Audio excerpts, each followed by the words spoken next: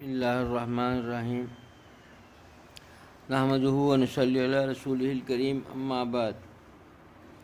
دوستو عزیزو، انسان جب تک فکر نہ کرے حلال کی، حرام سے بچنے کی، پھر فلاح نہیں پا سکتا، کیونکہ یہی ایک چیز ہے، یہی ایک ذریعہ ہے۔ چونکہ دین کی، ایمان کی روح جو ہے یہ حلال رزق ہے۔ اس کو اچھی طرح سمجھ جائیں کہ دین اور ایمان کی روح جو ہے وہ حلال رزق سے ہے۔ حلال رزق ملے گی تو پھر اس میں سر و تازگی ہوگی، حرام چیز جائے گی تو پھر جو ہے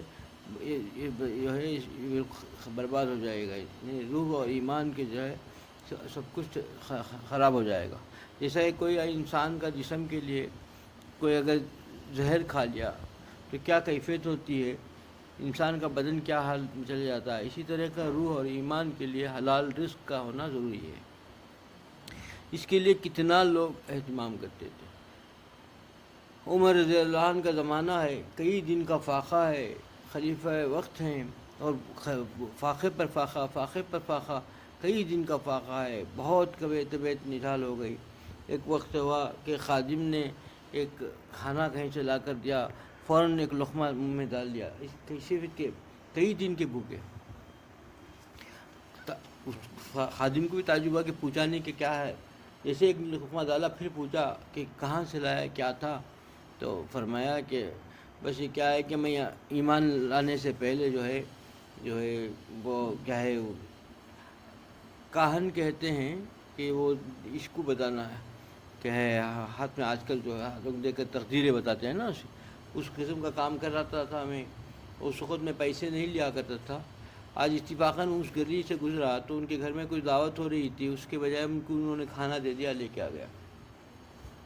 حضرت نے فوراً ایک لقمہ، کئی دن کے بھوکے، کھائی کرنے کی کوشش کر رہے ہیں، نکالنے کی کوشش کر رہے ہیں، نکل رہے، کیسے نکلے گا، بھوکے ہیں کئی دن کے اور ایک لقمہ ہی کھایا ہے۔ کوشش کی نہیں ہوا، پانی منگایا، پانی خوب پیے، پانی پیتے اتنا پانی پی رہے ہیں، پانی پی کر کوشش کر رہے ہیں نکال دیں پورا۔ کہا کہ حضرت اتنی اپنے تکلیف کیوں اٹھا رہے ہیں؟ کہا کہ بھئی اس میں میری جان بھی چلے جائے، تکلیف کی بات کر رہے ہو تم، میری اس میں جان بھی نکل جائے تو نکل جائے۔ اور فرمایا کہ حضور اکرم صلی اللہ علیہ وسلم نے فرمایا کہ جس نے حرام کھایا ہے، حرام سے جو جسم حرام سے پلا ہے وہ دوزخ کے قابل ہے، دوزخ کا ہی لائق ہے۔ کتنی بڑی وعید ہے کہ جو چیز بھی جسم کا جو حصہ بھی حرام سے پلا ہوگا وہ دوزخ ہی پہ جائے گا، دوزخ ہی کے لائق ہوگا۔ دوستو عزیزو، انسان سب کچھ کرتا ہے، لیکن ایک بات ذی عقل تھوڑی بھی ہوتی تو یہ سوچنی چاہیے کہ ہم نے جو کچھ کیا ہے اپنے بیوی بچوں کے لیے کر رہے ہیں، اس میں کتنا حلال ہے اور کتنا حرام ہے، اس کی فکر کر لیتا تو پھر کامیاب ہو جاتا۔ آج ہم لوگ حلال حرام کی تمیز چھوڑ دیے، ہمارا دائرہ کار ہمیں اپنا طاقت اور اپنی وسعت سے زیادہ، اپنی قوت سے زیادہ اپنے رہن سہن کو بنا لیا، تو چاہتا یہ ہے کہ بھئی اسی ٹھاٹھ سے رہیں، چاہے حلال آئے یا حرام آئے، اسی طریقے سے ہمارے پورے خواہشات پورے ہوں۔ انسان کے جتنے خواہشات ہیں اس خواہشات کو انسان ضروریات میں شامل کر لیا، ضروریات زندگی بنا لیا۔ یہ اس کو اس طریقے پہ اس دہانے پہ لے گئے کہ حلال حرام کی تمیز چھوڑ دیا۔ یہ چیز اس کو اس راستے پہ لے چلے گئے کہ پتہ ہی نہیں کہ حلال ہے حرام ہے۔ ایک زمانہ تھا کہ پرانے زمانے میں لوگ، عورتیں جو ہے کہتے تھے کہ ہم جو ہے ایک وقت کھا کر کے روکھا کھا کر کے زندگی گزار لیں گے، فاقہ کر لیں گے، اور کپڑے جو ہے پرانے کپڑے پہن لیں گے یا اسی کپڑوں کو سلا کر پہ لیں گے، لیکن حرام لقمہ نہ لائیے، ہم کو حرام نہ کھلائیے۔ تو جو باپ تھا، جو شوہر تھا، وہ یہی فکر کرتا تھا کہ محنت کرتا تھا، ڈھونڈ کر کے حلال لے کے آتا تھا۔ آج حال یہ ہے کہ ہمارے مردوں کے ہاتھ میں لمبی فہرستیں تھمائی جاتی ہیں کہ یہ چیزیں ہونی، یہ فکر ہی نہیں ہے کہ بھئی حلال سے لا رہا ہے، حرام سے لا رہا ہے، اس کے اتنے پیسے کہاں سے آ رہے ہیں، حلال حرام کی کوئی فکر، اور نہ فکر خود کو ہے، نہ تحقیق کرتے ہیں کہ بھئی حلال حرام سے لا رہے ہیں۔ اب اس کو ان کی خواہشات پوری ہو جائے بس کافی ہے۔ اب جب یہ حال ہوگا، حرام لقمہ جائے گا، جتنا حرام جائے گا گناہوں کی طرف جو ہے رغبت بڑھے گی، گناہ کرنا آسان ہو جائے گا، گناہوں کی طرف رغبت بڑھے گی، حرام مال اندر گیا، حرام رزق اندر گیا تو گناہ کرنا آسان ہو جائے گا، گناہ کی طرف لپکے گا، تو گناہوں کا راستہ اپنا رہے ہیں اور پھر اپنے سب کچھ کر دیا کہ رزق حلال نہیں ہے، لباس حلال نہیں ہے، اللہ تعالیٰ کا خوف نہیں ہے، اللہ تعالیٰ کے حضور استغفار کر کے رو رو کر کے اللہ کو منانے کی فکر نہیں ہے، اور پھر یہی ایک چیز دماغ میں سمجھ ہو گئی کہ کوئی بندش ہو گئی ہے، کوئی جادو ہو گیا ہے، ہماری پریشانیاں آ گئی، دشمنوں نے ہم کو ایسا کر دیا ہے۔ جب بتایا گیا ہے، طریقہ بتایا، اللہ نے بتا دیا، اللہ کے رسول صلی اللہ علیہ وسلم نے سکھا دیا، تو پھر انسان اس کو غور نہیں کرتا اور اپنے طور پر سوچتا ہے کہ بندشیں ہیں، بندشیں کی ہیں۔ خود انسان نے گناہ کر کے اور گناہوں سے توبہ نہ کر کے، استغفار نہ کر کے، اللہ تعالیٰ کو منانے کی فکر نہ کر کے، حلال اور حرام کی تمیز کے بغیر کھا کر کے یہ حال آ گیا۔ پہلے زمانے میں ہمارے اکابر، ہمارے اسلاف، ہمارے بزرگ ایسے ہیں کہ تجارت کے لیے مال بیچتے ہیں، بتایا کہ بھئی یہ مال میں عیب ہے، اس عیب کو بتا کر کے بیچنا۔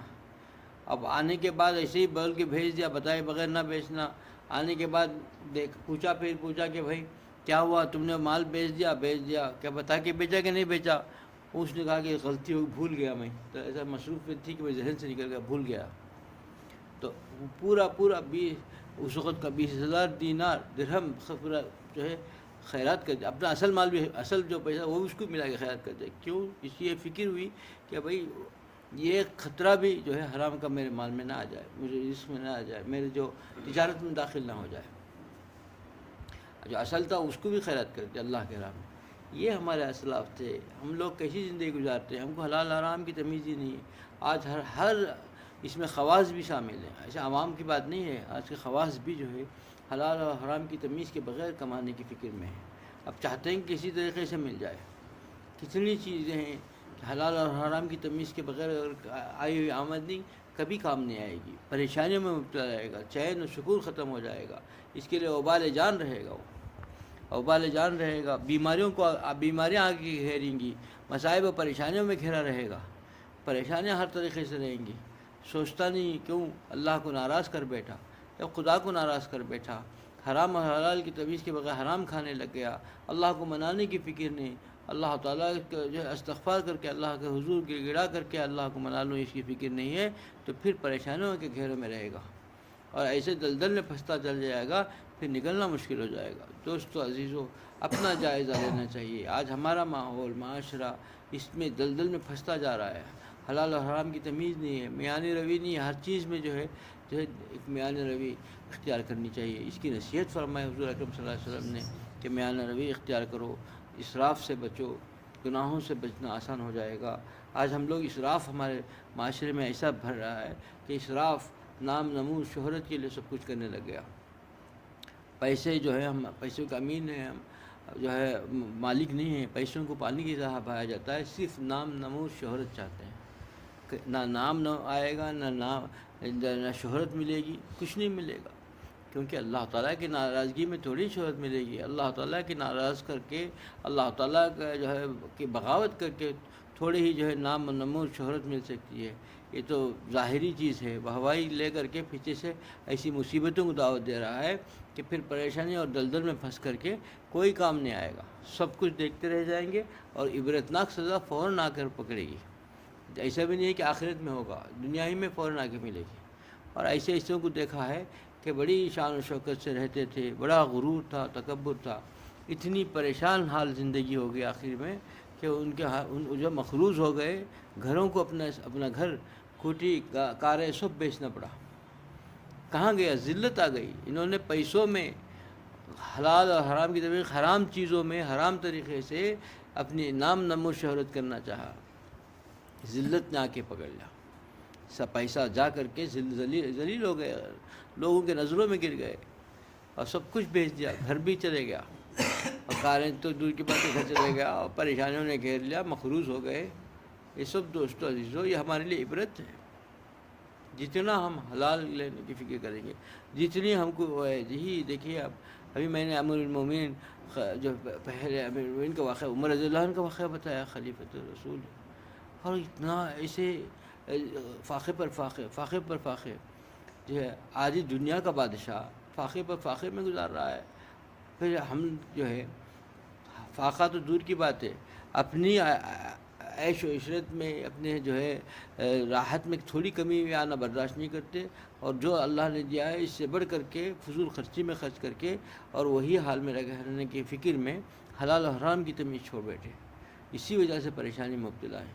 اور ہم میں سے ہر آدمی غور کرے، اللہ کی نافرمانی سے کوئی عیش و چین نہیں پا سکتا، اللہ کو ناراض کر کے کہیں چین پا سکتا ہے.